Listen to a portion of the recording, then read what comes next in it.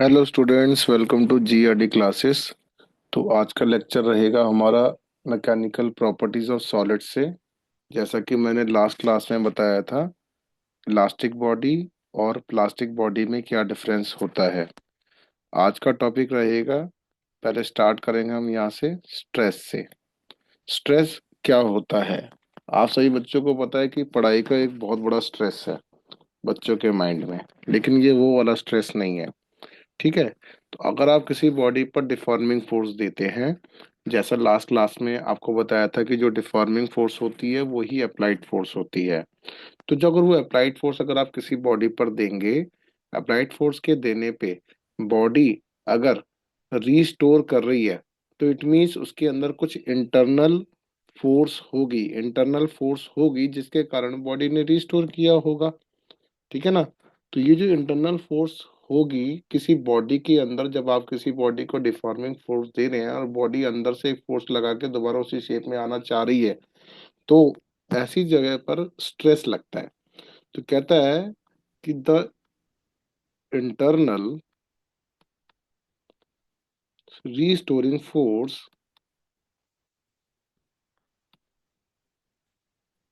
Setup पर unit area, setup पर unit area of cross section of the deformed body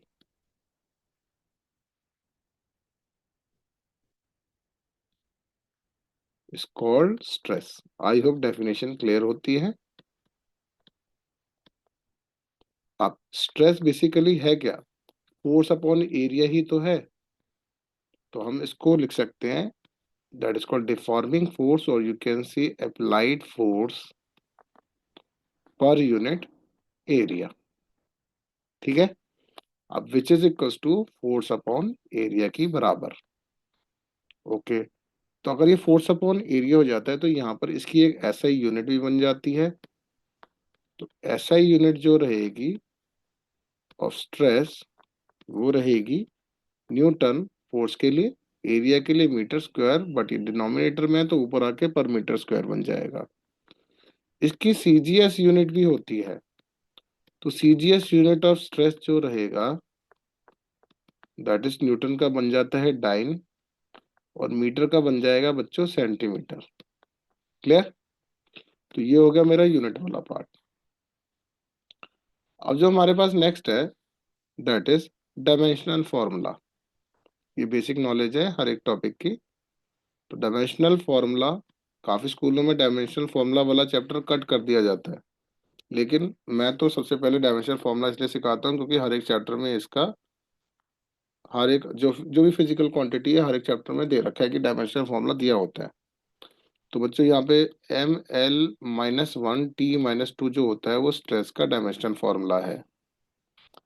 the next one is, अब इसके types. तो कहता है टाइप्स ऑफ स्ट्रेस। बच्चे जो स्ट्रेस लेते हैं आजकल के, वो पढ़ाई का स्ट्रेस होता है, मुझे स्कूटी नहीं मिली उसका स्ट्रेस हो रहा है, मुझे मम्मी पापा ने पॉकेट मनी नहीं दी उसका स्ट्रेस है।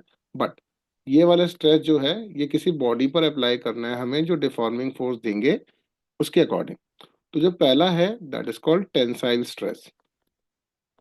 तो ये जो टेंसाइल स्ट्रेस होता है वो होता क्या है? अगर आप किसी बॉडी को इस तरीके से फोर्स लगाते हैं, खींचते हैं, तो उसके अंदर लेंथ में अगर इंक्रीज हो जाए तो उसे टेंसाइल कहा जाएगा। तो इसका मतलब है जो रिस्टोरिंग फोर्स जो सेटअप होगी, ठीक है, किसी बॉडी में, तो वो किसी बॉडी के अंदर अगर रिस्टोरिंग फोर्स सेटअप हो रही है तो इसका मतलब ये है कि वो एक स्ट्रेस को बता रहा है। लेकिन लेंथ में क्या होना चाहिए? That is called increase in length होनी चाहिए। ठीक है। तो इसका मतलब ये है कि अगर मैं फोर्स इस जगह पे लगा रहा हूँ तो मेरी जो डायमेंशन है वो इस जगह पे इंक्रीज होनी चाहिए, that is called delta L. तो मैं शॉर्ट में बताता हूँ आपको कि ये जो इंक्रीज इन द लेंथ कब? In the direction of applied force, direction of applied force. ठीक है। अब ये क्या होगा, ये रिस्टोर करेगा ना अपनी बॉडी को, तो वो टेंसाइल बन जाएगा।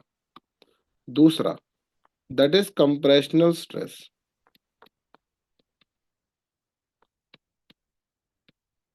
और कंप्रेशनल स्ट्रेस क्या होता है, जैसे टेंसाइल होता है, इसमें इंक्रीज इन लेंथ होगी। अब ये एक इस तरीके का स्प्रिंग मान लेते हैं या कोई रबर मान लेते हैं, तो अगर आप फोर्स इस तरीके से लगा रहे हैं किसी एरिया पर, तो इसके अंदर लेंथ में डिक्रीज आ जाना होता है। जब लेंथ में डिक्रीज होगा तो वो टेंसाइल बन जाएगा। तो देखो जरा, तो कहता है that is decrease in length. क्या हो जाएगा, decrease in length. Okay, under the deforming force. पहले मैंने अप्लाइड फोर्स लिखा है which is also same as deforming force, एक ही बात है। The third one is hydrostatic stress.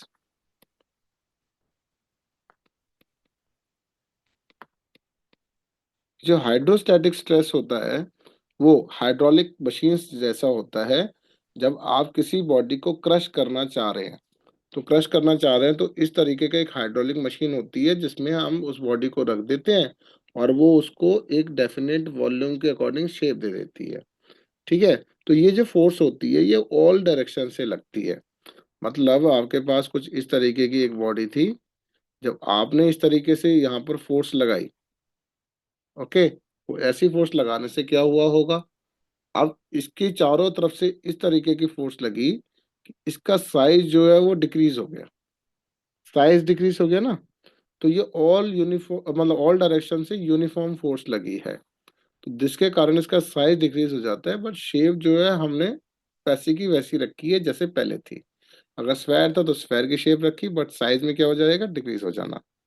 If a body is subjected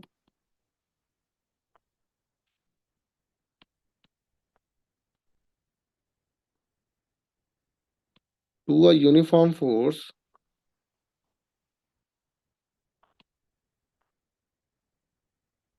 from all side, from all sides, तो इसको बोल दिया जाएगा that is called hydrostatic. And the fourth one is that is tangential stress, और you can say shear stress. दोनों का नाम same है। अब ये टेंजेंशियल स्ट्रेस और शियर स्ट्रेस होता क्या है, अगर आपके पास इस तरीके की एक बॉडी है, और ये बॉडी जो है इस तरीके से है, और आपने इसका नीचे वाला एंड फिक्स करके रखा हुआ है, ये वाला, बट आप जो फोर्स लगा रहे हैं वो उसके अपर वाले पार्ट पे लगा रहे हैं। इसका एरिया ए है और आपने जब फोर्स लगाई होगी ऐसे, तो उसके अंदर इस तरीके का चेंज आया है। ठीक है, तो ये कितने एंगल पे इंक्लाइंड हो गया, थीटा। तो आप बोलेंगे ये कितना हो गया, this is called delta L. और ये वाली जो लेंथ है उसकी दैट इज एल है। तो हम सरफेस पे टेंजेंशियली फोर्स एक्ट करते हैं, तो इसके कारण इसकी शेप में चेंज आ जाता है। ठीक है ना, तो टेंजेंशियल फोर्स एक्ट होती है,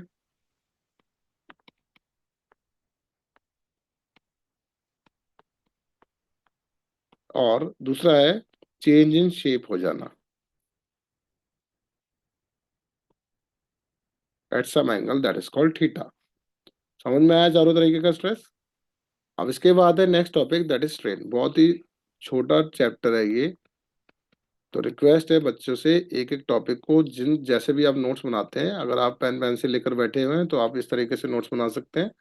वरना आप कोई भी बुक आप अपने साइड बुक रखते हैं तो जिसमें क्या होता है कि बहुत अच्छी तरीके से लिखा होता है, आप उनको भी अपने अकॉर्डिंग नोट्स तैयार कर सकते हैं। तो कहता है नेक्स्ट दैट इज स्ट्रेन। तो जैसे होता है, ये होता है चेंज इन डायमेंशन, ये रेशो होती है change in dimension upon original dimension.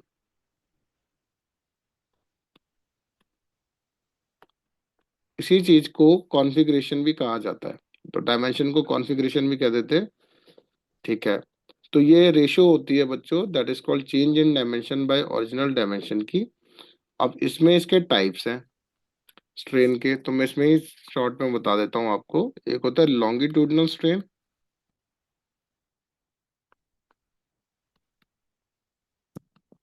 एक होता है वॉल्यूमेट्रिक स्ट्रेन, एक होता है शियर स्ट्रेन। ओके। तो जो वॉल्यूमेट्रिक स्ट्रेन है उसके अंदर हमारा चेंज इन वॉल्यूम की बात होगी, तो मतलब डेल्टा वी बाय वी होगा। अगर लेंथ की बात हो रही है तो बेटा वो डेल्टा एल अपॉन एल होगा। शियर स्ट्रेन में जो बात होगी वो थीटा के टर्म्स में होगी, that is called tan theta. I मैं आपको ऊपर थोड़ी देर पहले ही बताया कि अगर इस तरीके से फोर्स किसी एंगल पे लग रही है तो यहाँ पर जो होगा दैट इज कितना एंगल हो गया बच्चों, थीटा। ये वाली लेंथ एल हो जाएगी और जितने एंगल पर ये इंक्लाइंड करेगा तो डेल्टा एल बन जाएगा। तो टेन थीटा किसके बराबर हो जाएगा, perpendicular by base, and you can से डेल्टा एल बाय एल बन जाएगा ये। ठीक है। अब यहाँ पे जो रिलेटिव डिस्प्लेसमेंट हुई है ना, वो दो पैरेलल प्लेन के अकॉर्डिंग हुई है।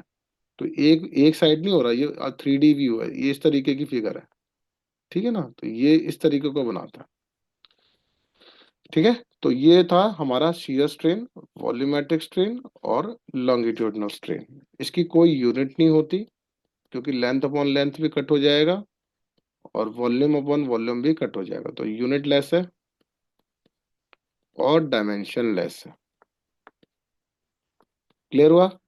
तो ये वाली बातें आपको याद रखनी है। इसके बाद एक छोटा सा topic that is called elastic limit. Elastic limit क्या होता है? इलास्टिक लिमिट हम उस चीज को कहते हैं कि जिस टाइम आप किसी बॉडी पर डिफॉर्मिंग फोर्स दे रहे हैं और डिफॉर्मिंग फोर्स के देते ही एक ऐसी वैल्यू हम मैक्सिमम वैल्यू तक दे गए, तो हमने बहुत गुस्सा लगा दिया, उस पूरी अपनी पूरी जान लगा दी बॉडी पर। बट एक तुम्हें लिमिट बताएगी, अगर मैं इससे ज्यादा फोर्स लगाऊंगा तो ये टूट जाएगा। ठीक है ना। तो एक मैक्सिमम वैल्यू दे देते हैं हम डिफॉर्मिंग फोर्स की, जहां पर डिफॉर्मिंग फोर्स हटने के बाद बॉडी रिस्टोर कर लेती है, तो उसे हम इलास्टिक लिमिट कह देते हैं उसकी। तो कहता है the maximum stress with in which the body regains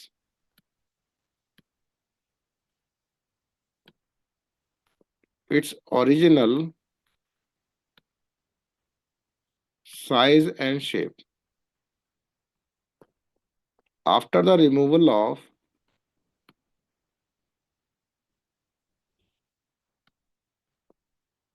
deforming force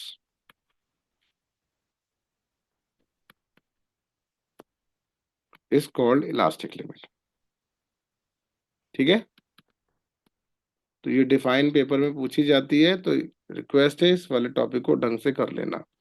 तो आज के लेक्चर में हमने स्ट्रेस और स्ट्रेन के बारे में पढ़ा, उसके टाइप्स के बारे में पढ़ा। तो रिक्वेस्ट है अगर इससे रिलेटेड कोई भी डाउट है तो kindly contact on GRD classes. Thank you very much.